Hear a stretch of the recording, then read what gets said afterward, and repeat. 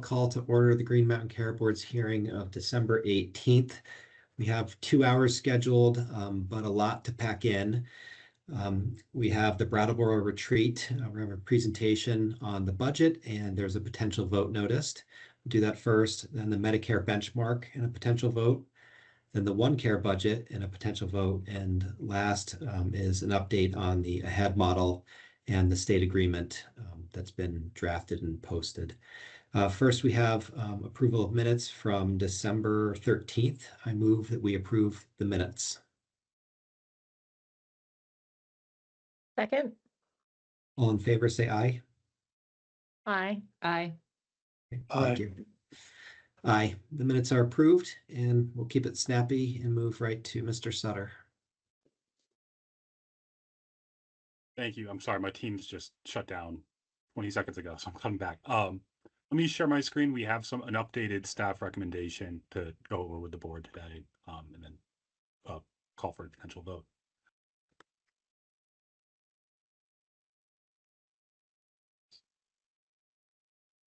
This is not working like I expected. I'm so sorry. That's the old one. There we go.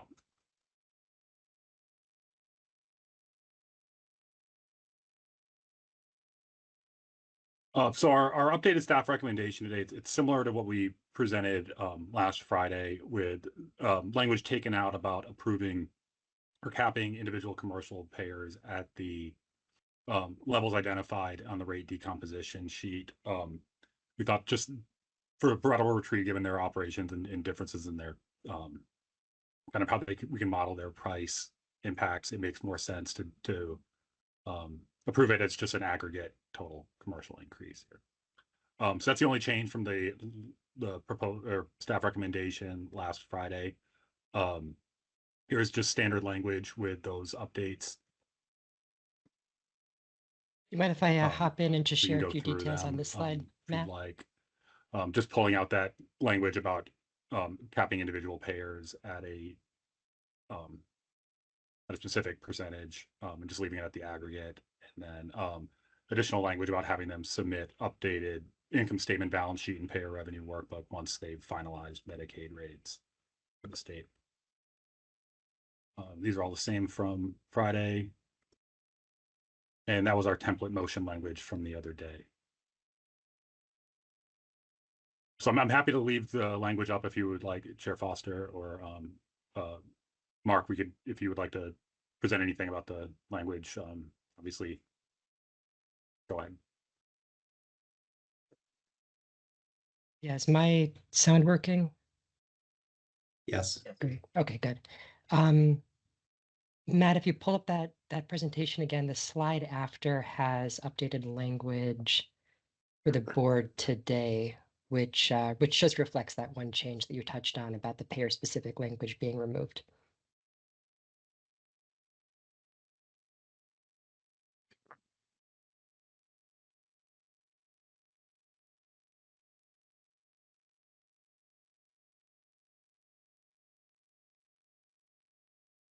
I can try to pull it up if that's... Oh, I'm so sorry, Mark. My sound went out for a second. Were you asking me to? Yeah, if you pull up that one again, I think slide 9.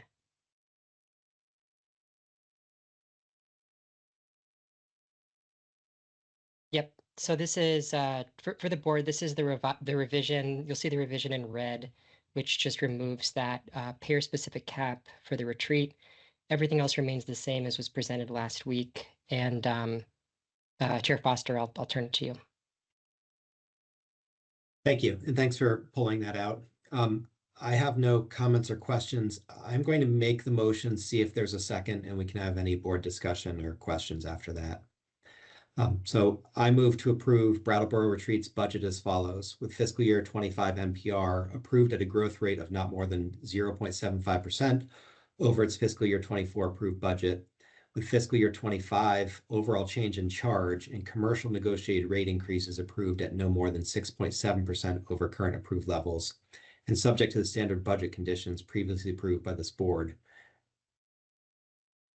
with changes and additions as described, if any. I'll second the motion. And board comment, question, or discussion?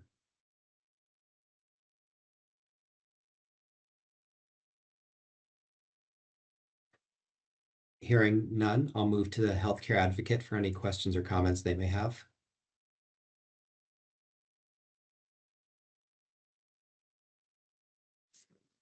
No questions from us, Chair Foster. Thank you, Eric. And I'll open up to public comment on the motion via raise the hand.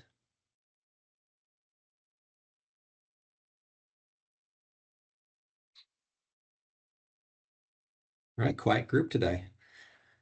In that event, I will ask for all board members in favor to please say aye. Aye. Aye. Aye. And that is 4 votes in support of the motion. The motion carries, and Member Merman was absent from this vote. So thank you very much, Jill and Steve and Carl. Thank you very much for coming and for the good presentation to the board. We appreciate your work very, very much. Thank you, and we appreciate the opportunity. Have a good day. You too. Next on the agenda, Michelle Degree will present on the Medicare benchmark, and we also have a vote notice there. Thank you, Chair Foster. I'm going to share my screen. Can you all see that? Yes. Okay. This is a short and sweet presentation today. So following up from last week, I'm here to just talk about the 2025 Medicare benchmark. As you'll recall, last week we walked through our staff recommendation, which is to use the maximum allowable trend for OneCare for the Vermont benchmark, which is 4% for non-ESRD and 7% for ESRD. Those are 0.2 below national growth. And additionally requesting the advanced shared savings of just over 10.3 million for the Blueprint for Health and SASH programs, the Medicare component of those programs. Again, just a reminder of the trade-offs for using that maximum trend. And I will highlight again sort of the con here. The maximum trend could potentially endanger the ability of the state to fulfill financial targets under the all-payer model agreement. We did touch on that a little bit last week, where the state may be kind of approaching that tipping point. Lindsay and I will be back with final data, hopefully earlier in 2025 to talk about that. A reminder of the board's prior trend limits and decisions. So for the most part, maximum trend has been used.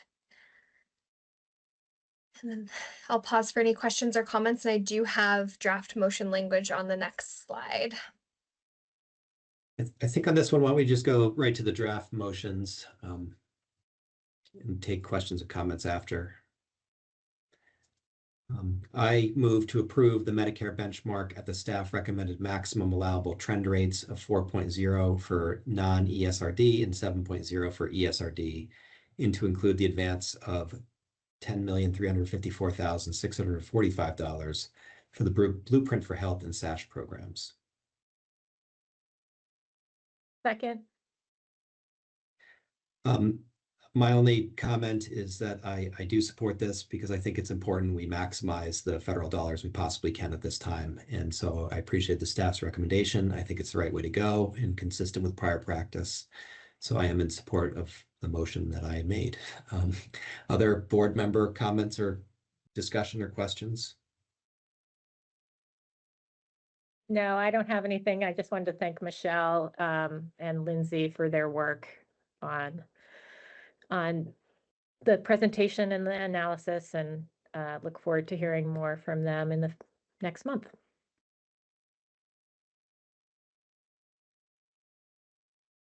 Any comment from the healthcare advocate?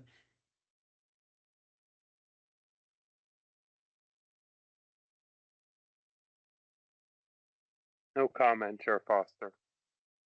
And any public comment on the motion before the board?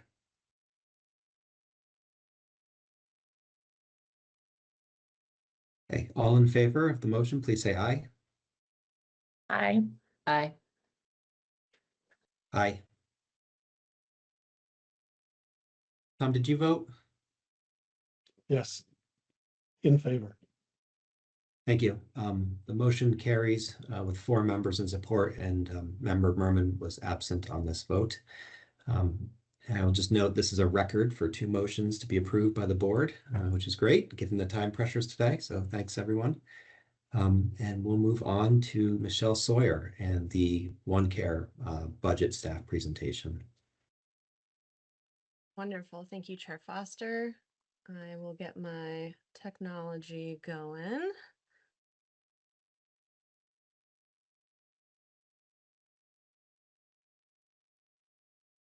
All right. Can everyone see my screen? Yes. Thank you. All right. We're here today for board deliberations and potential vote on OneCare Vermont's FY25 budget. We'll do a review of all public comment that we've received. We'll review some options for budget modification and approval, followed by board questions, discussion, any additional public comment, and a potential vote. So through Monday, the 16th, we received 7 public comments related to OneCare's 2025 budget. We heard from several providers in favor of OneCare's regional care representative program. We heard from some independent providers who offered ideas for using any additional funding that they may receive. The Office of the Healthcare Advocate recommended that the board reduce OneCare's purchase services and labor costs by 30% of its current proposed budget and reallocate these funds to non-hospital owned independent primary care providers. They also recommended that the board redistribute all costs associated with advertising, lobbying, public relations, and travel to independent primary care providers. OneCare submitted public comment. They shared that their true wind down year is 2026, as all programs are planned to run throughout 2025. The RCR program is essential for success in 2025 and beyond, and they requested that any administrative cuts not surpass the amount of $957,000 that was presented to the board by staff on December 4th. So I do want to go through these. These are budget conditions that are consistent with previous years. We presented most of these on December 4th. These are bullet points that are representative of these conditions. They do not include the full language that has appeared in the past or that would technically appear in any budget order. But I will read through these. So first, OneCare must submit reports and information in accordance with the GMCB reporting manual, with authority delegated to the GMCB Health Policy Project Director to develop and modify these reporting requirements. I will just pause and note that in the past, there were some budget order conditions that appeared that could be interpreted as a reporting requirement. So if they are not seen in the conditions, it could be because the staff decided that we will simply roll those requirements into the reporting manual for 2025. Second, OneCare must notify the Green Mountain Care Board of any material changes to their budget and explain the variance. Third, OneCare must notify the Green Mountain Care Board of any use of their reserves or line of credit or any adjustments to participation fees with standard limitations for use of these funds. Next, over the duration of the all-payer model agreement, OneCare's administrative expenses must be less than the healthcare savings, included an estimate of cost avoidance and the value of improved health projected to be generated through the model. OneCare must implement benchmark trend rates for payer contracts in alignment with the GMCB's decision on the Medicare ACO benchmark. We just had the vote for that. The Green Mountain Care Board's Medicaid advisory rate case, and for commercial payer contracts in alignment with ACO attributed population and the GMCB approved rate filings. OneCare must engage in payer programs that qualify for all payer model scale to the greatest extent possible and align payer programs in key areas to the extent reasonable. They must explain non-scale qualifying programs in areas of misalignment, and we will require continued reporting on payer programs. OneCare should fund population health management and payment reform programs as detailed in the FY25 submission as potentially modified by this order, and notify GMCB of any changes, including funding shortfalls, changes in program scope, and an analysis for each program line as to line item as to whether and why the funding is appropriately scaled by attribution or some other factor. And lastly, OneCare must fund the support and services at home, or the SASH program, and the blueprint for health payments to primary care practices and community health teams consistent with the amount approved by the Green Mountain Care Board in the Medicare ACO benchmark process. These next two items are for consideration for the board as it goes for modifying OneCare's administrative budget. This first one, reduce OneCare's administrative budget by $1,457,713 and reallocate these funds to independent primary care practices, federally qualified health centers, designated agencies, home health agencies, and area agencies on aging. The method of distribution of these funds shall be at the discretion of the ACO. And on the following slide, I have a breakdown of the line items that went into that $1.4 million figure. The next option for modification for the board to consider is to require that OneCare adjust hospital participation fees at least once during 2025 to minimize hospital credits that are accumulated should revenues be outpacing expenditures. So related to that first budget modification option, that $1.4 million figure comes from the following bullet points. So we would level fund salary and benefit expenses from the FY24 projection. That would be a reduction of $634,771 from their proposed budget. We would eliminate the expense of the CFO position. The CFO has stepped into the CEO position for 2025, so that would be a reduction of $322,604. We would eliminate the expense of the benchmarking report and the valuation contract. The benchmarking report has been a requirement for a number of years now. The next time OneCare would receive or the board would receive updated data would be late in 2025. So the value of that report and of the evaluation contract has really decreased in their final program year. Next, eliminate expense on lobbying contract, which is $26,700. And eliminate expense of Board of Managers recruitment, which is $5,000. That was one of two items that fell into the bucket of advertising. The other item had to do with more of a networking opportunity for their providers to share best practices. So we kept that one in. So the total reduction would be $1,457,713.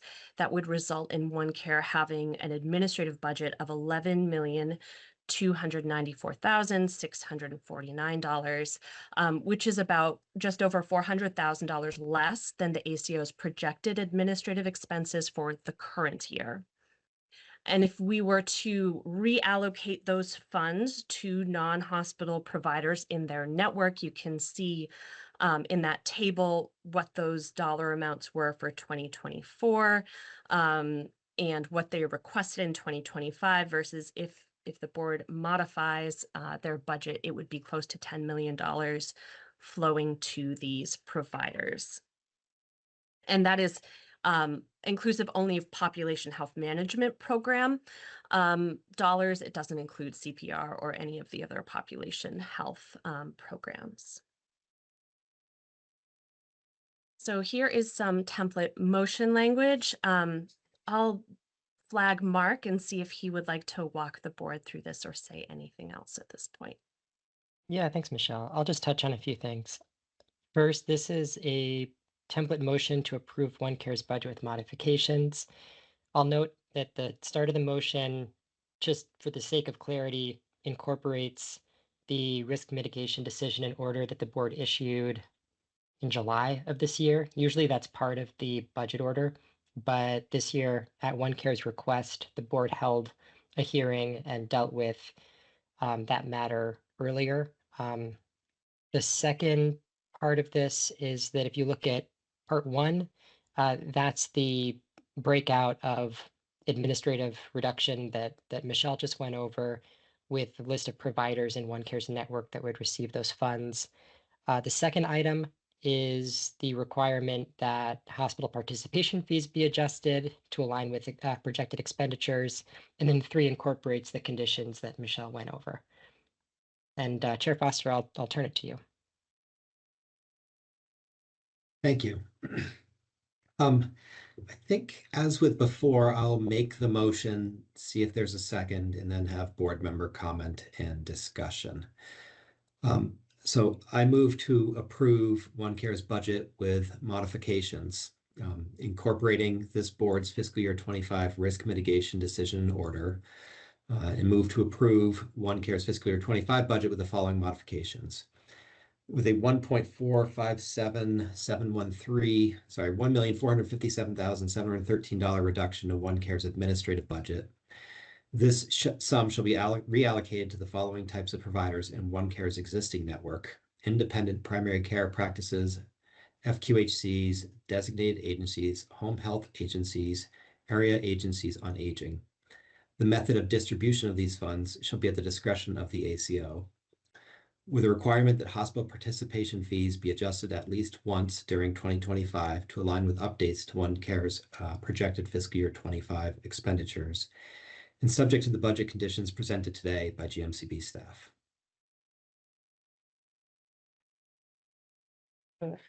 Second. I'll just say my quick views on this, which is I really appreciated the staff's hard work on reviewing this budget. It's obviously a very different budget than in prior years with a wind down coming of the operations. I think it's a very fair budget for OneCare. It's not significantly lower than what we project for fiscal year 24, yet it does allow for significant reallocation to some areas of our healthcare system that need significant investment. So the $1.45 million, I think, will really be helpful to the other healthcare providers noted in the motion. And so I appreciate that recommendation, and I agree with it. And also, there's a little bit of relief to the hospitals should there be some lower expenditures in fiscal year 25, as we saw with fiscal year 24. So I think this is a well-balanced recommendation, and I support it. I do have a question on the wording of the second provision here, which is the intent that the fees be adjusted only if there's a downward or either way? Because the way I would read it now, it could go up or down, and just wanting to understand if that was what we were expecting.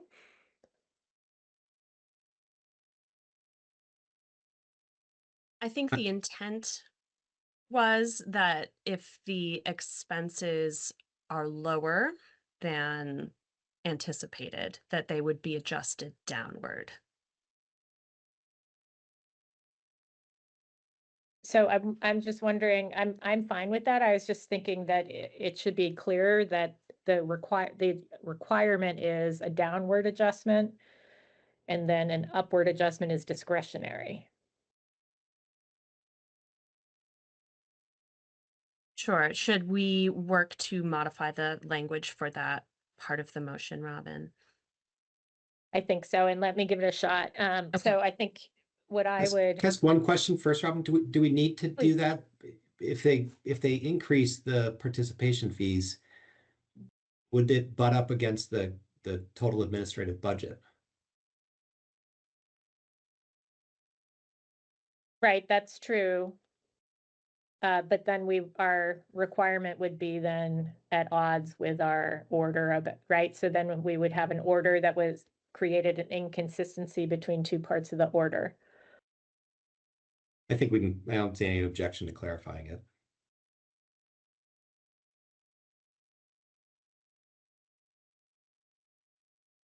I think, and Mark, I don't know if you have any thoughts, but I think it could be as simple as saying, with a requirement that hospital participation fees be adjusted at least once during 2025 to align with reductions to OneCare's projected fiscal year 25 expenditures. Yeah, I think that language works well as a friendly amendment and aligns with the staff's thinking. I would accept and approve the friendly amendment. How about you as the Yeah, seconder? I do too. Thank you. Okay, great. Thanks. That was my question.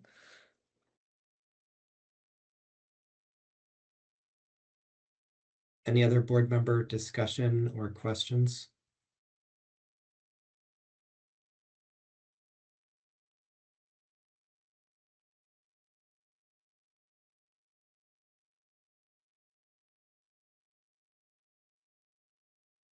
Any comment from the healthcare advocate?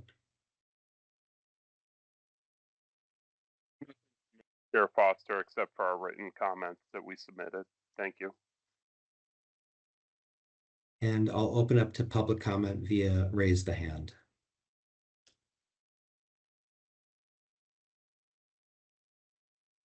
Walter, how are you? Hey, Owen, how are you doing, man? Well, I just wanted to say I support the healthcare advocates comment, and I wonder if it's possible to reduce the OneCare's budget even further, but who knows? I also wondered if there was a way to do an evaluation of the good, if OneCare did us any good or not, considering all the money we've spent on it over the years.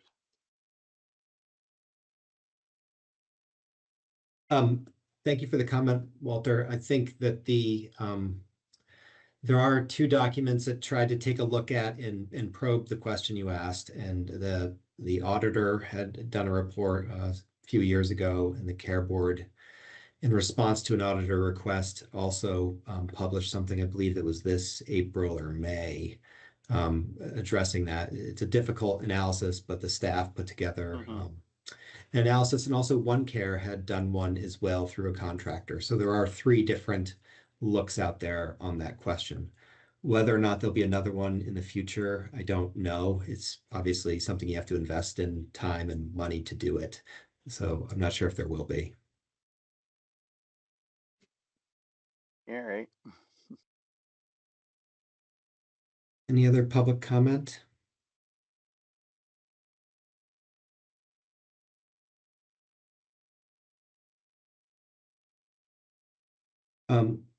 Why don't we do a roll call vote, just in the event that we don't have everyone aligned on this. I didn't get a sense from comments from the board. So I think it'd be better to do a roll call. All right, and as a reminder, this is a roll call on the motion that is currently presented that Chair Foster read with the friendly amendment added by Member Lunge. And we'll start with Member Holmes, I believe. Yes. Member Lunge, Yes. Member Walsh, Yes. and Chair Foster. Yes. Motion approved with 4 board members voting yes and with Member Merman absent. Thank you very much, Mark. And I want to thank OneCare as well for their presentation and their public comment, which was very helpful in considering these issues. So thank you, everyone. Thank you very much, Michelle. The last agenda item is the head model update. And I see Director Kraus. Brendan, do you have everyone from your side that you need? I believe that we do, yes. Okay, great.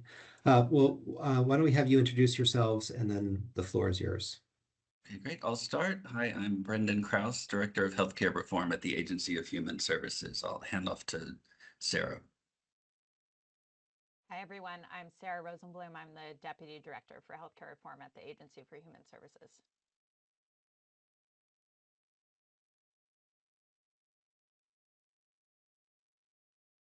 Brendan, I have the slides ready to go if you want me Oh, to you share do? them. Oh, thank you. Oh, I appreciate that. Unless No, there were no. any last minute changes from when I spoke with Sarah. Okay. Absolutely not.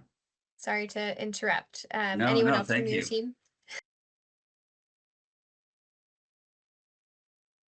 Can you Fran or see these Pat? okay? Sorry, yeah. Good. Yes. Okay, thank you. And Sarah, just let me know when you'd like me to advance.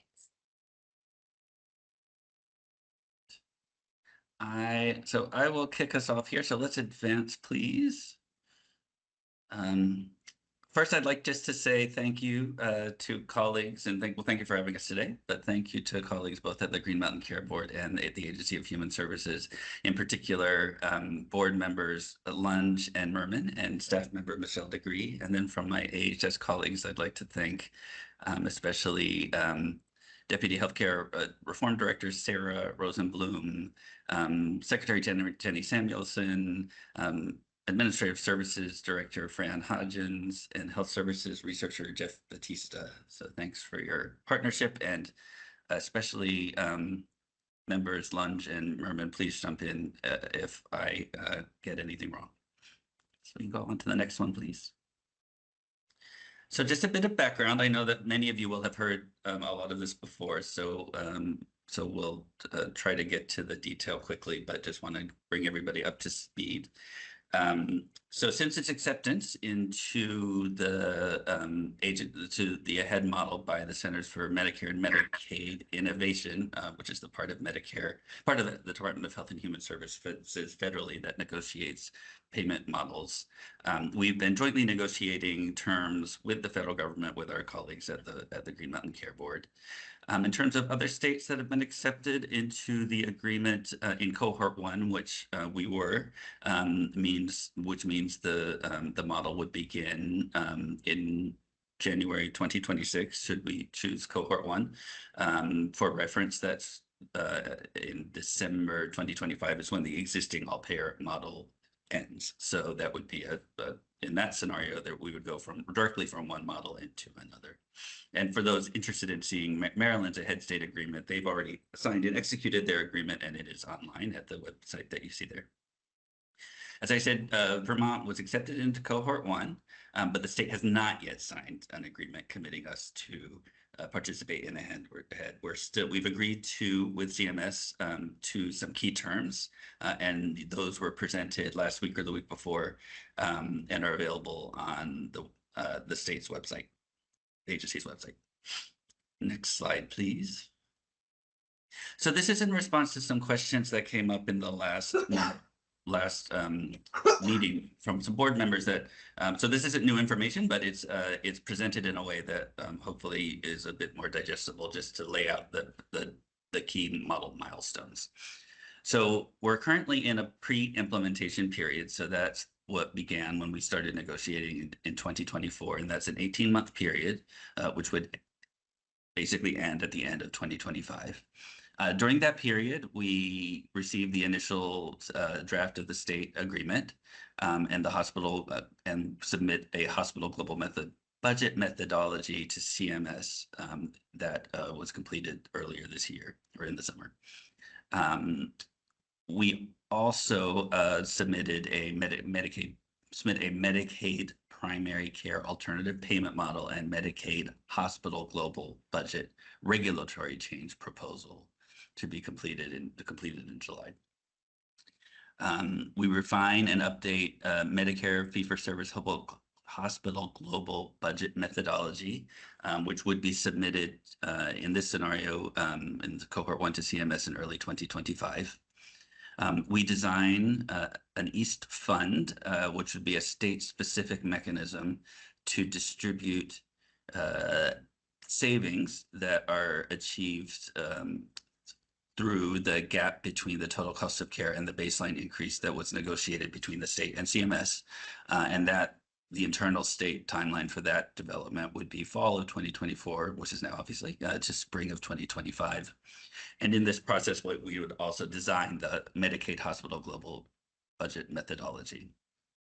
6 months after the award date, so that's January of next year, we would establish the model governance structure and execute the state agreement regardless of the cohort selected. And so that'll become a bit more clear as we move on. But there are 2 cohorts that are on the table. Cohort 1, which again would start right as the other model ends in 2026, and cohort 2, which would be a year later.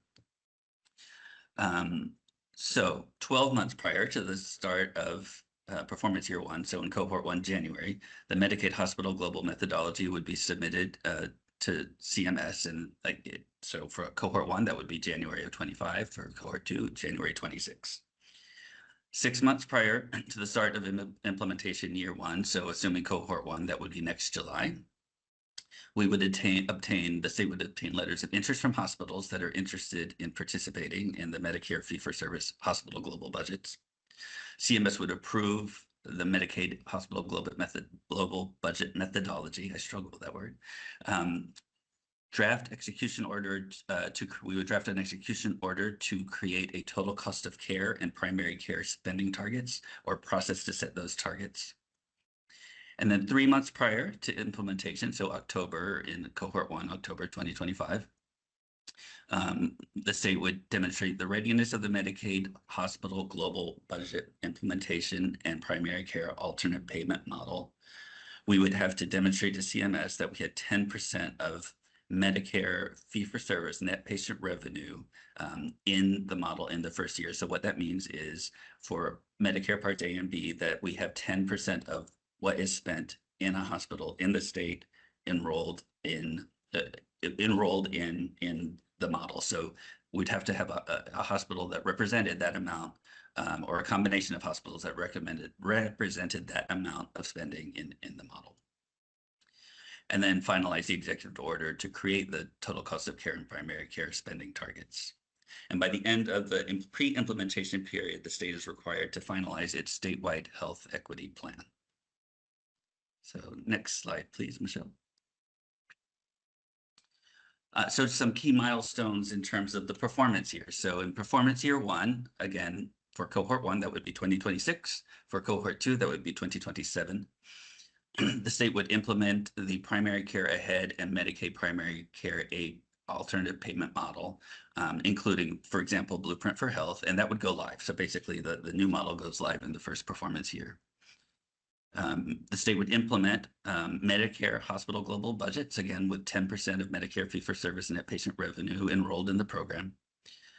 Measurement of Medicare fee-for-service total cost of care, fee-for-service primary care investment, and statewide equity and equity targets begin.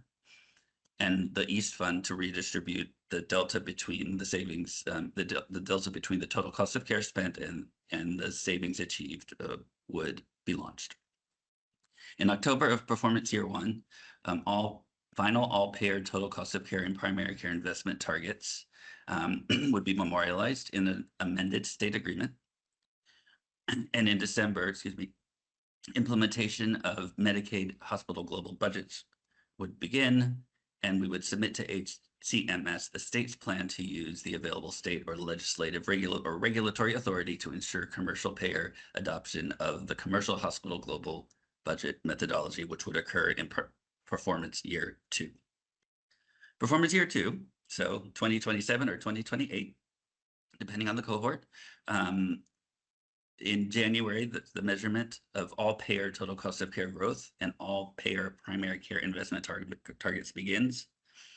Implementation of Medicare hospital global budgets. At this point, the state must have 50% of Medicare fee-for-service hospital net patient revenue, so 50% of A and B spend enrolled in the state. We would establish a commercial hospital global budget methodology. This is for no later than performance year 2, so 27 or 28.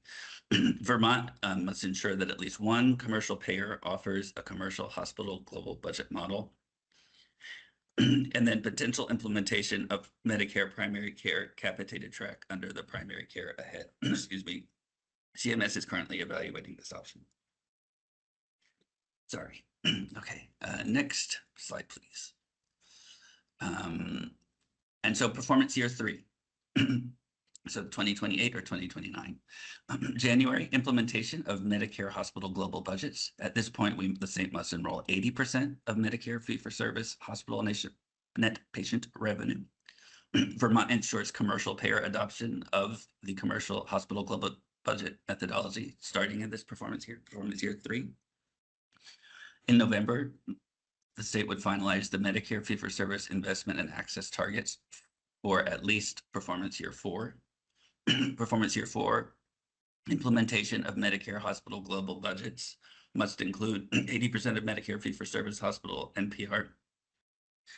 Measurement of Medicare fee-for-service investment and access targets begin. Performance year 5 and beyond. In January, implementation of Medicare hospital global budgets at this point must include at least 85% of Medicare fee-for-service hospital net patient revenue. Next slide, please. And so now I'm going to hand off to my colleague, Deputy Healthcare Reform Director Sarah Rosenblum, to save my voice and also to walk us through the updated state agreement that we received on the 16th of December. Thank you, Sarah. Thanks, Brendan. Okay, so as Brendan alluded to earlier in the presentation, AHS and GMCB on a board meeting last week presented some key terms, the term sheet that were negotiated terms between the state and CMS at that point in time, a week ago, which seems like a lifetime ago. And on Monday, we got the latest state agreement from CMS. Michelle, you can go to the next slide. So the state agreement is the actual document that eventually the 3 signatories, meaning AHS, GMCB, and the governor's office, will have to sign if the state chooses to move forward with AHEAD. The state agreement, which has was posted this week to AHS's website and to GMCB's website, is still a draft. So we are still in negotiation. The items in the state agreement are still being discussed. However, in the interest of discussion and transparency, we're sharing the latest we have, which are the terms we've negotiated up until this point, or up until the point of the 16th. So as part of today's presentation, we're not going to go through all the terms again. We're going to go through just those that changed from what we presented last week. And then we're going to talk about some aspects of the agreement that we haven't had a chance to talk very much in depth about because they're more, they're related to enforcement and termination. They're kind of normal, quote unquote, terms that are in CMS's agreements and aren't unique to AHEAD. But we're going to spend some time on them today because we haven't had public discussion on them yet. But before I do that, Brendan, I see your hands raised. Yeah, go ahead. I'm sorry. Yes, I misspoke. I'm really sorry. Just to go back to those percentages, 10%, 50%, 80%. This is hospital inpatient and outpatient facility net patient revenue, not all of Parts A and B. I'm sorry about that. The total cost of care targets are based on Medicare Parts A and B. So thank you for that correction, and I apologize. Okay. Thanks, Brendan. All right, Michelle, I think you can go to the next one. I will just chime in to add that the board has not updated our website with the state agreement yet, but I promise it's coming. So that link is where it will live. It's just not there yet. So I do apologize. No, thanks for flagging, Michelle. Okay, so as I mentioned, we're going to start by just touching on the terms that have changed since we presented last week, or that there have been contextual changes that we want you all to be aware of. Next slide. Okay. So the first one is related to the baseline and the total cost of care methodology. That in and of itself has not changed since we presented it last week. However, there has been a contextual change, which is that through our negotiations with CMS, there is a new provision that we're calling a guardrail provision added, that if our currently the baseline is based on 2023 claims. If we were to look at Vermont's fee-for-service growth in 2024 or 2025, and those are more than a percentage point higher in Vermont compared to national growth, that would be accounted for in our total cost of care. So as we've been going back and forth with CMS, I think the fact that we have to rely on 2023 data, which is unfortunate, but a factor because we don't even have 2024 data yet. This was something that we inserted to try and make us feel a little bit more comfortable that if things change drastically, or not even drastically, if they change significantly in 2024 or 2025, it would be accounted for in the methodology. Next slide, Michelle. Okay, similar, just contextual change here related to the hospital global budget operations incentive. The overall policy is not changing here. Hospitals who participate would receive an upward PPS adjustment of 2 to 3%. However, just wanted to clarify, we've gotten a lot of questions related to critical access hospitals, which are substantially in this model as part of CMS's core design of it. So we have received clarification from CMS that if a critical access hospital chooses to participate in the model, it has no bearing on their designation as a critical access hospital. They're still a critical access hospital even when they're in the model. If they were to exit the model, they would return to their critical access hospital payment reimbursement methodology that they're used to today. So I know there's been a lot of questions about what happens if you join and then you leave. If those CAs were to join and then exit the model, they would revert to their traditional CA payments. Next slide. Okay, and then I know we've talked a lot in public meetings about the Equity Access and Statewide Transformation Fund, or the EAST Fund, that we have negotiated with CMS as part of this model. This policy has changed a bit since we presented it last week. We received additional clarification in the latest state agreement draft that GMCB, as part of their permissions under the law, would be able to direct one or more hospitals to contribute a specified portion of their hospital revenue to the EAST Fund. So this development comes from back and forth discussions related to, if we have this fund of money, what is the most appropriate way to direct those funds? What are the ways we can do so legally? And what makes the most sense for Vermont? And we have progress this forward to the point where GMCB would be able to direct those funds to one or more entities in the model. Next slide. Okay, and payer participation. This is a small update as well. So on this slide, we say that commercial payers would have to participate, or at least one commercial payer would have to participate in the model by PY2. In the most recent state agreement draft, there was a change to the definition of commercial payer. So the definition of commercial payer was changed to refer to health insurance plans that hold a certificate of authority from Vermont's Commissioner of Financial Regulation. Okay. Oh, one more, sorry.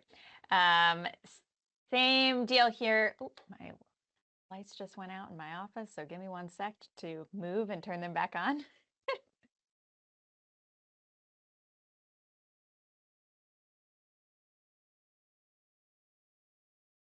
Okay. Hospital global budget incentives, this policy change is just a contextual one. So again, if we did clarify with CMS that if CMS terminates the model, that participant hospitals would be able to, would not have to repay the incentive, that upward adjustment that they receive for participating. They would not have to repay those funds if CMS chooses to end the model. All right, and I think that might be the last term change. Yes. Okay, so as I said at the top, we're going to move now to talking a little bit about enforcement and termination. And that's because we haven't had the opportunity to do so in previous meetings. So essentially, the term sheet in the state agreement represents our contract with CMS. So what happens if not everything goes according to plan? So CMS is allowed in the agreement to have to take enforcement action upon the state if there is a triggering event. There are many triggering events in the state agreement. So if folks are curious, I encourage you to look at the actual agreement to section 20 specifically if you want to look at all of them. But this slide has several of them. And I think these examples, I think, are helpful to understand kind of the flavor of triggering events, which is if the state is not able to uphold what our responsibilities under the agreement, that would essentially be a triggering event. So we need to establish our growth and investment targets. We need to establish our budget methodologies. We need to have participation rates that we agree to with CMS. And if we're not able to meet those commitments, then that would be a triggering event that CMS could take action upon us for. Next slide, please.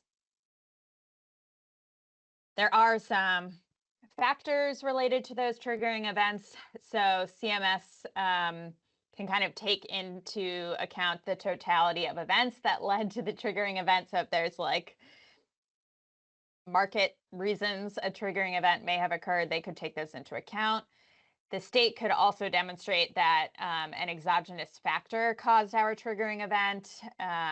And we could also say that a delay in a CMS deliverable led us to be delayed in something that contributed to a triggering event. And then in response to a triggering event, CMS could adjust our Medicare fee-for-service payments. And we could also request an adjustment to one or more of our payments to avoid a triggering event if we so chose. Next slide, please, Michelle. And if CMS determines that there is a triggering event, they will send us a warning notice.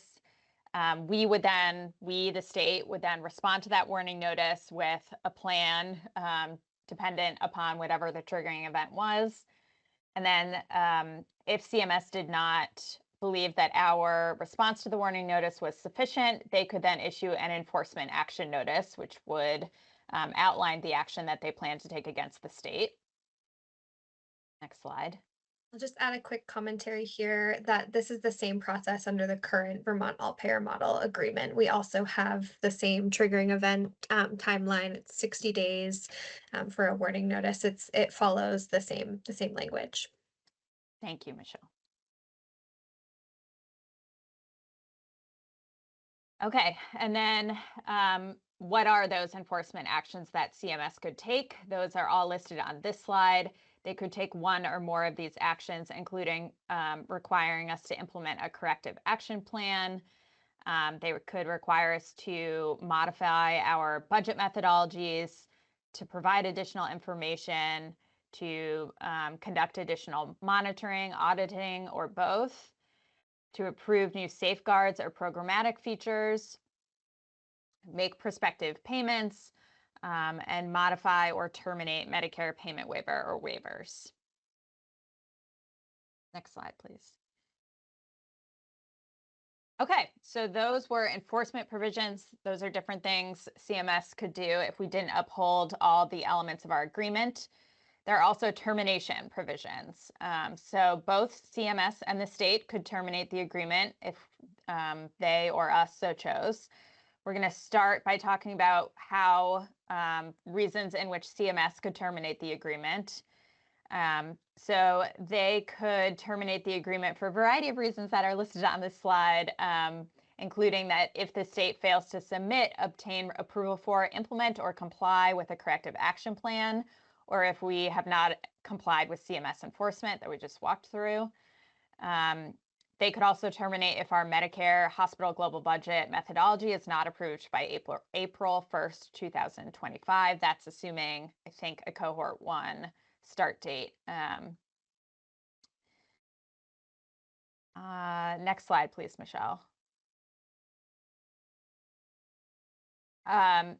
CMS could also terminate the model if it doesn't meet the requirements under federal law related to CMMI demonstrations. So that's what this number 2 on the slide is showing.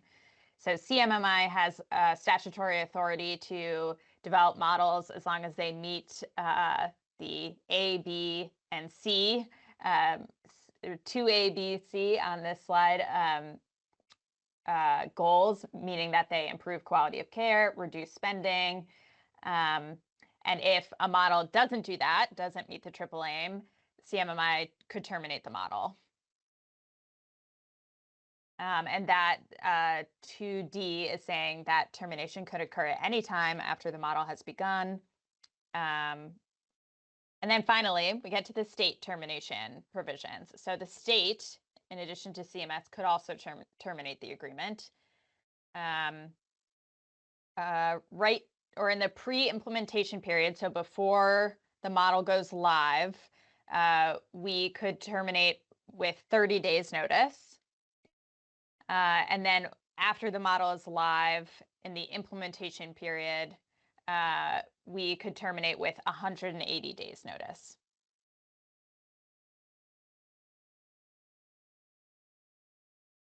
Okay, and then I think this might be the last slide before we open it up for discussion. Yes. And this slide is a little bit of a different flavor than the last one, so I just want to recognize that.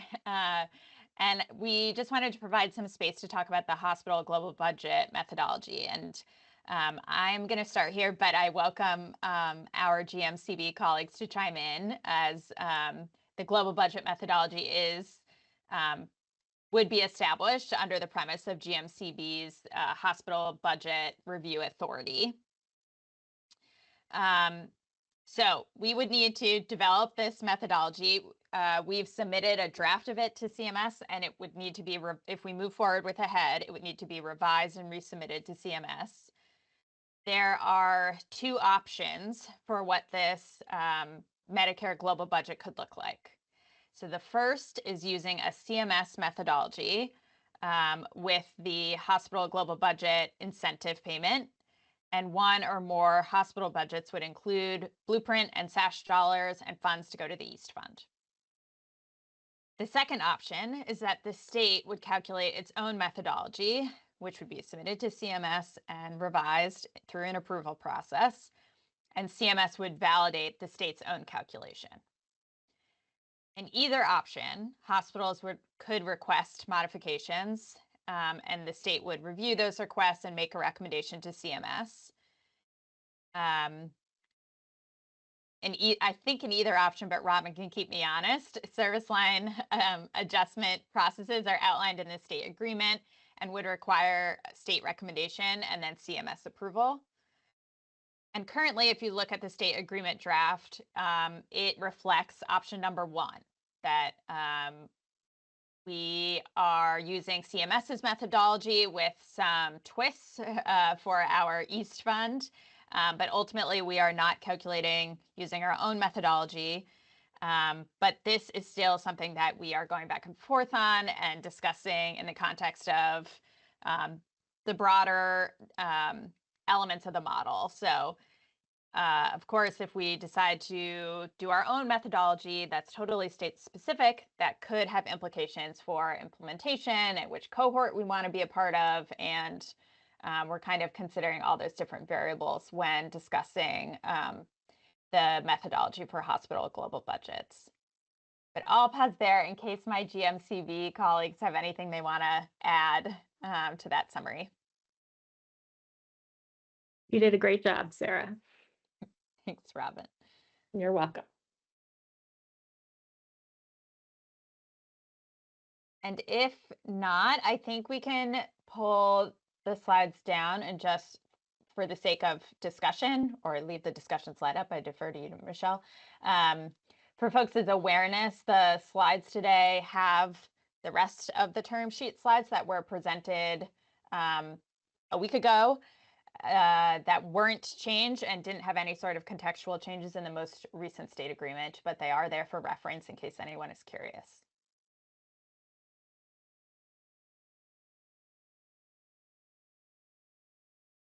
All right, thank you both very much for the overview, and we'll make sure the state agreement draft gets updated to our website.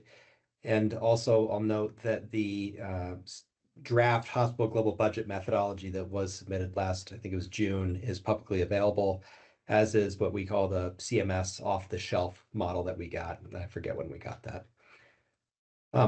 So I'll open up to any board member questions or comments.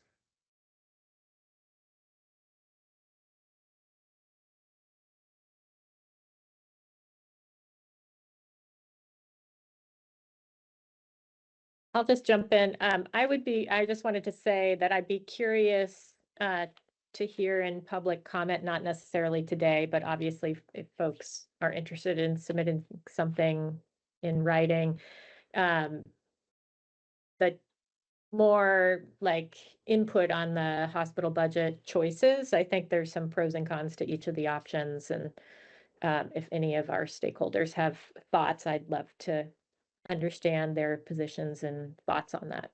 So just wanted to throw that out there in case anyone wanted to chime in today or send something in sooner than later.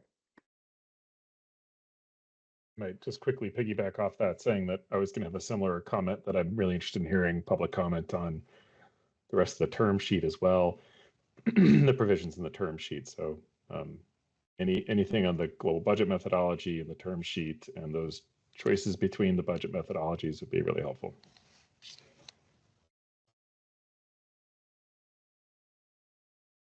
I'll jump in.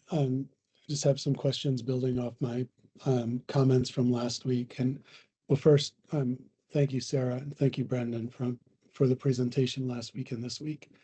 Brendan, it's good to see you again. I'm glad you're back. The termination clauses on either way, it looks like we still have Blueprint and SASH funding tied to this program. So I want to make sure that I understand, if we withdraw from the agreement, that would cut the SASH and Blueprint funding. Is that correct?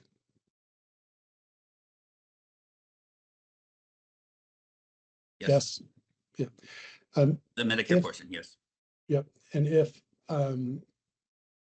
CMS terminates, that would negate that funding stream as well.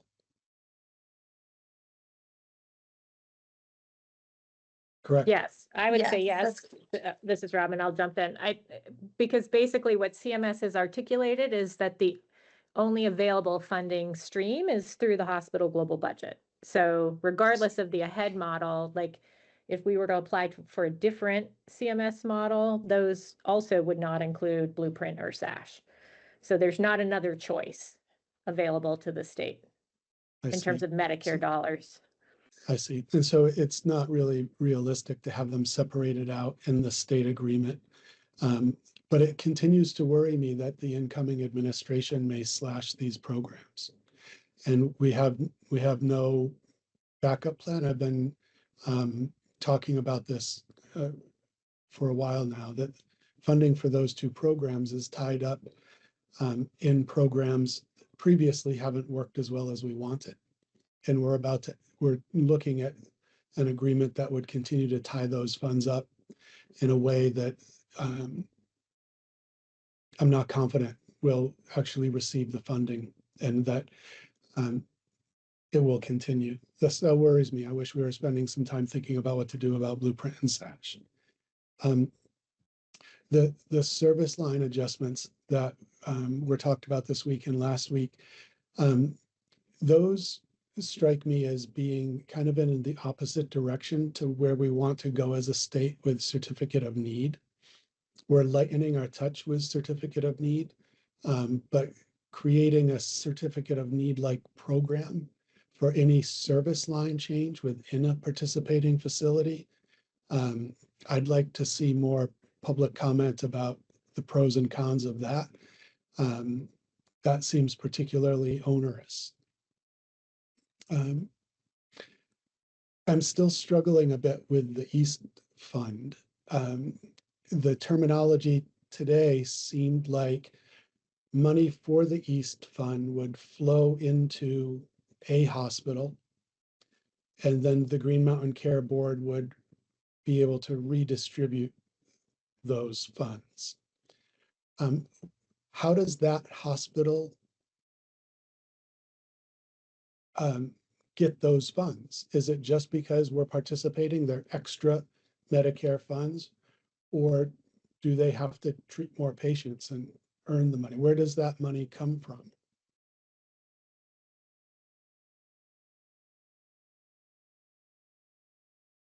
I'll jump in. So the concept behind the money that flows to the East Fund is that through, again, the mechanism for the state to access additional Medicare dollars is through a hospital global budget. It doesn't have to be every hospital's global budget. That budget process, the board's role there would be to determine the dollars that flow through that hospital for these purposes. And I think the current thinking is there needs to be more work on what governing body then directs those funds from that hospital to other providers and for what types of projects. So I don't think there's and that would be a state process, not a state federal process, that latter piece. Okay. That's helpful. That we'd still need to iron out the deciding body. But essentially, the East Fund is money from Medicare because we're agreeing to do global budgets, in addition to the money that we would earn from taking care of patients. And it is in addition to money that the hospital would earn taking care of patients. I would say it's the why is broader than that. I think that, there's more to ahead than just the global budgets. There's the increased dollars to primary care. Yeah. But the argument we made was that, Vermont has taken seriously the job of moving towards transformation, but transformation needs funding, and that in the past, when the state has done these kinds of projects, it's been the state dime that is funding the transformation. So you can see this as a Medicare component to supporting multi-payer transformation. I don't know, Brendan or Sarah or Dave, if you want to chime in, but that's how I would explain it. The one caveat I was going to give to that is that if the way I thought you initially asked the question, Tom, you're like, is there, there's money that a hospital earns for taking care of patients, and there's the East Fund. However, if hospitals overall, or not just hospitals, but the money that provider organizations earn from taking care of patients in Vermont goes up higher than the East Fund, potential money shrinks. So it's not an additive fixed amount. It's the difference between the money that's earned taking care of patients and this benchmark. Right. Thank you. That was where I was going. So smart people wanting me to go faster. I'll try. So we could also lose out on that money if we don't meet quality benchmarks. Is that correct?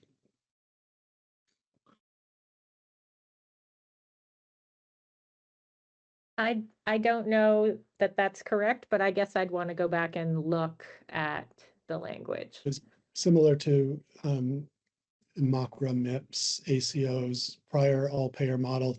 You could meet the savings requirements, but if your quality suffered, you'd not get the shared savings. So I Right, think I see where you're going. Yep, no, this is not structured in that same way, no. So it's not structured like an ACO shared savings program where there's like a quality floor that you have to meet before you can reach the shared savings. So it's a different concept. Okay. I'd like to make sure that I understand that, because I thought it was similar, but I don't know this as well as you all do. And that the East Fund, the total amount, is that if we make our 10% participation in the first year, do we get the total East Fund saving or 10% of it? Is there any tie to how much participation we have? Because the number seemed quite large last week. I mentioned this. Compared to the whole system, it's not particularly large, but it does seem like a big chunk of money. It seems like it'd be hard to walk away from, but it sounded like we had to do very little to get it. And that makes me wonder what. Yeah, there's agreement among the state partners that we want all access to all of the money. So not just the proportion, you know, if we have 10% in the first year, that we would get 100%, not 10% of the funds. We are still going back and forth with CMS on the actual like black and white language that would convey that in a state agreement. Okay, thank you for clarifying. So I didn't see that any language like that in the agreement, but I saw it very late last night. So, Tom, one other thing on that is that the East Fund is defined further in the hospital global budget methodology, which is yet to be integrated into the global budget methodology or approved by CMMI. So there is sort of another hurdle to get through to ensure that the way that we convey to CMMI in the way in a way they agree with and how we want to use that funding to get the funding, because it still could be contingent even in the global budget methodology. There's a long way to go still with negotiating. I understand it's a big thing. And we would need to get to 50% by year 2. I forget, does somebody have off the top of their head, what was the highest amount of participation we had in the first all-payer model? Did we get over 50%? In Medicare, I don't recall that. It was a different metric, so it was people, not NPR. So so I'm not sure how to translate between the two exactly. Kind of apples and oranges. If you look at scale, we're over 50%, but that's, you know, as Robin's saying, they're not the same. They're not counting the same thing. Okay. Tom, I just wanted to circle back to your one of your other questions, which was about the quality measures. And I think so far, I mean, it's really about the financial benchmarks, meeting the financial benchmarks on the East Fund amount. As sort of Robin says, it's not quality based like the shared savings. Okay. I appreciate that, Brendan. I think the reason that I think we need to pay close attention to that is that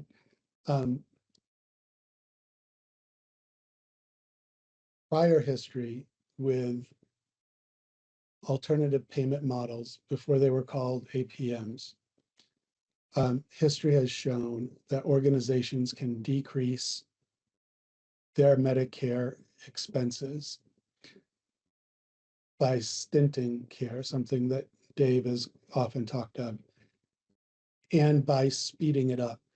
And by speeding it up, quality has suffered. So the quality benchmarks were added to ACO's shared savings plans because quality had suffered under these plans prior to the development of ACOs. So I'd be surprised if they pulled it out. But again, I have not been in depth with this material like you all have been.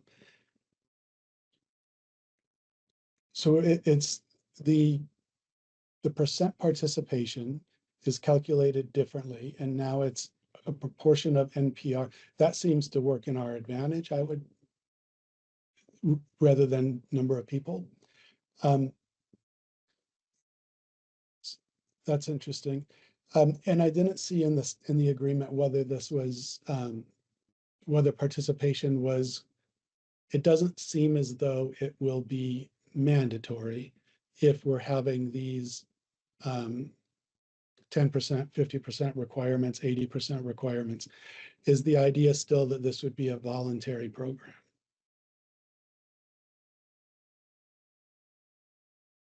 At the moment, yes, we're still discussing in the context of it being a voluntary program. But that's a state decision, not a federal requirement. Right. So that I understand that there are political considerations in getting participation, but the health policy evidence regarding these plans is that voluntary programs have not worked.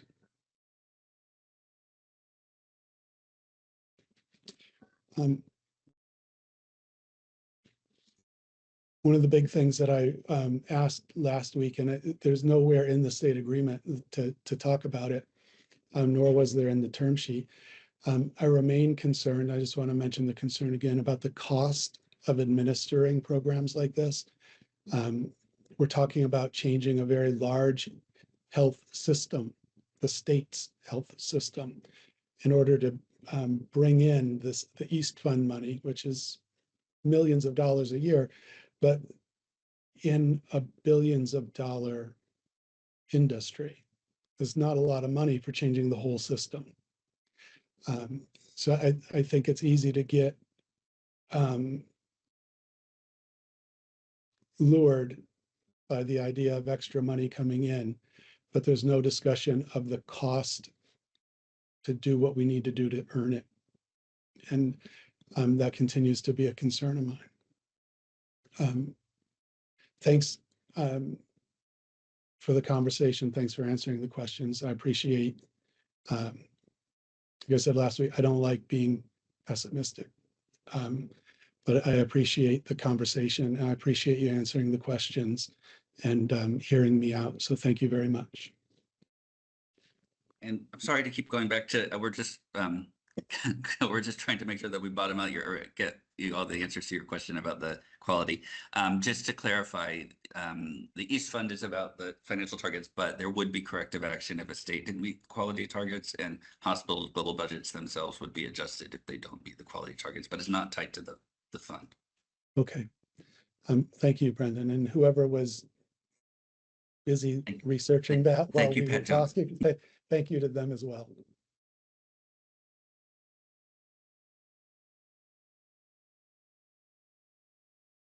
Can I just ask a question on that? Because maybe I need some clarity on this too. And I don't think I would have needed a document search on this one too. So if quality targets are related to the hospital global budgets, but the East Fund is funded through the hospital global budgets, so I assume it would be possible then for quality targets to impact the potential funding to the East Fund. But I guess since we haven't defined that through the global budget methodology yet, we don't know, but it would seem reasonable that there could be some relationship there. I think the quality targets that were outlined in the CMS methodology for the hospital global budget are the existing hospital quality programs. So like the readmission rate, et cetera, just in case that's helpful. Yeah. I think there are 6 of them. Thanks. Are the quality penalties greater or less than what they would currently experience, or the same? They're the same in the CMS methodology, and I think that what we had put, and again, it's been a while since I looked at our submission from last summer, but I believe the state decision was to start with the CMS methodology, and then as we're working through a statewide quality framework, proposing changes in the future. I guess that's the other piece to just keep in mind with the hospital global budget, is that it's not set in stone. It can evolve over time.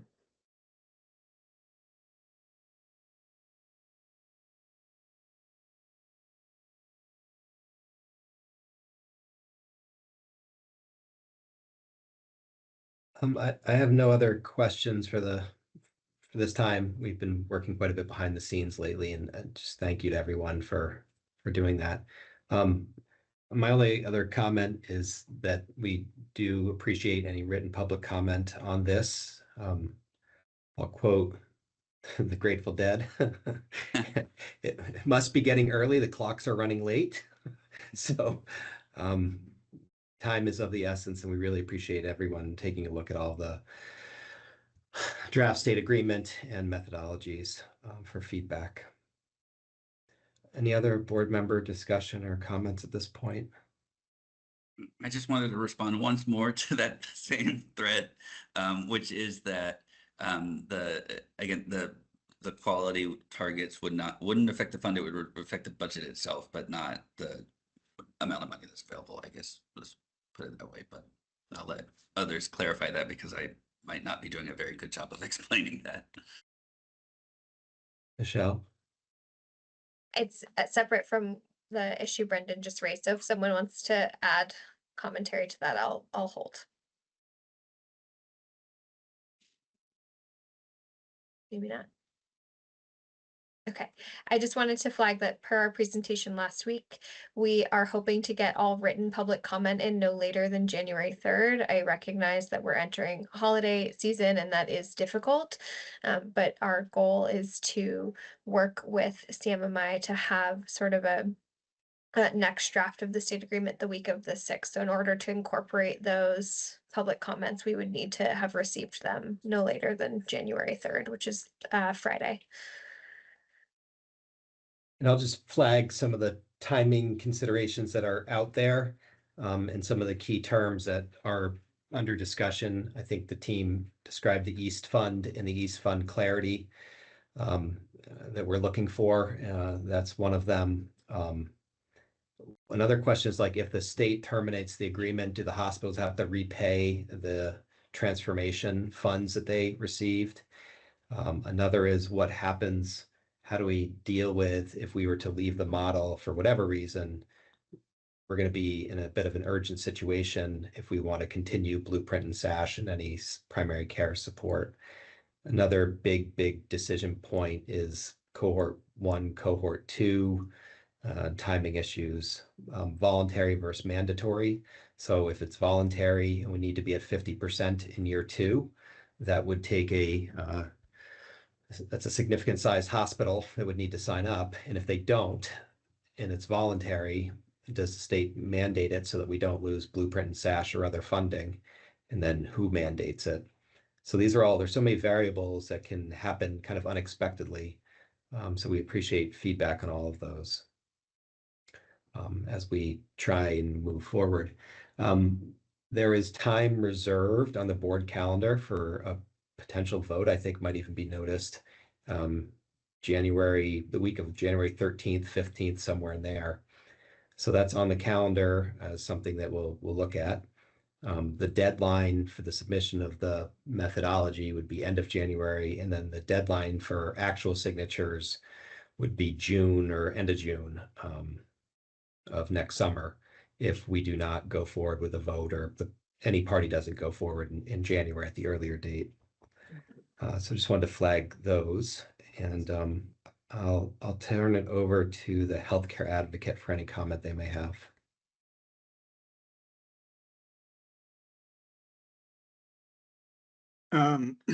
Thank you, Mr. Chair, and thank you, everyone. I feel like the HCA's made some pretty recent comments. Those may have been just last week. But I'll just say that there continue to be a lot of unknowns, pretty substantial unknowns that seem really key to this decision. And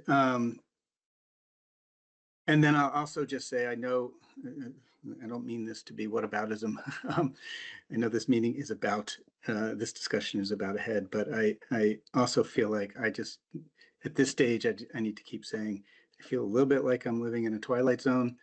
There's really urgent things in front of us that are well before ahead being able to address. And I continue to focus on those as some of our more substantial risks to Vermonters being able to get the care they need. Thank you, Mike. I'll open it up to public comment via raise the hand.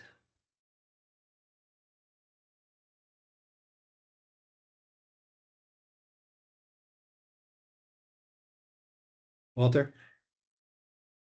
I just echo Mike's concerns, and also Tom Walsh pretty much spoke what was rankling me. I'm just curious about we're spending how much to get how much in federal funds, but I echo both concerns on those. Thank you, Walter.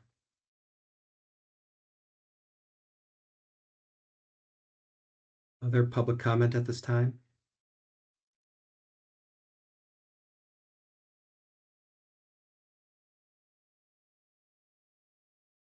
Hey, Michelle, Sarah, Brendan, and Fran, thank you very much for your continued partnership and work with us on these and for attending today and presenting.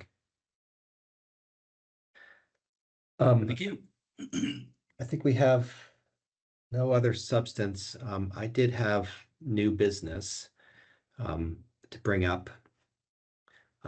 Donna Jerry has run our Certificate of Need program for a very long time here at the board, really since our inception. She began serving Vermonters on August 31st, 1992, working as a healthcare planner for the Health Policy Council. And one of the responsibilities was a Certificate of Need process. The CON process is intended, as everyone knows, to prevent unnecessary duplication of healthcare facilities and services, guide establishment in order to best serve public needs, promote cost containment, and ensure the provision and equitable allocation of high-quality healthcare services, resources to all Vermonters, which is a really important task in a state that is rural and difficult to drive in. So Donna has had an over 32-year career, and she's ensured that the care board's CON applications are reviewed very thoroughly and completely, and she takes her responsibilities very seriously and has done an amazing job. She's developed and maintained excellent working relationships with Vermont hospitals while helping guide them through the sometimes difficult CON process. She is renowned throughout the state for her knowledge of the healthcare system and her commitment to excellence and attention to detail, as anyone who has submitted a CON process well knows, and we appreciate. She's also known for her deep love of her family and her friends, and will always go above and beyond to support them and her colleagues here at the Care Board. She is set to retire at the end of December, and we wanted to thank her for her service to the state. One of the things I appreciate about Donna the most is that she is always willing to evolve and try and improve her process. She's really open-minded to how can we do the CON process better, and she's really an exemplary state employee. So thank you, Donna, for your 32 plus years of service.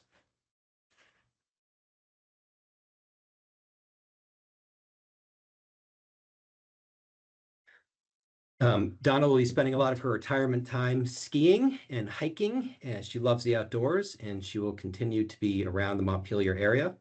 And we know that we'll get to see her, and we hope that everyone else in the healthcare community does as well, and in state government. So thank you very, very much, Donna. Seeing nothing else on the agenda, I will move to adjourn the hearing today. Second. All in favor, say aye. Aye. Aye. Aye. Aye. I don't believe we have a hearing between now and the holidays, so I hope we don't, but I wish everyone a happy holiday and look forward to next year. Thank you very much. We are adjourned.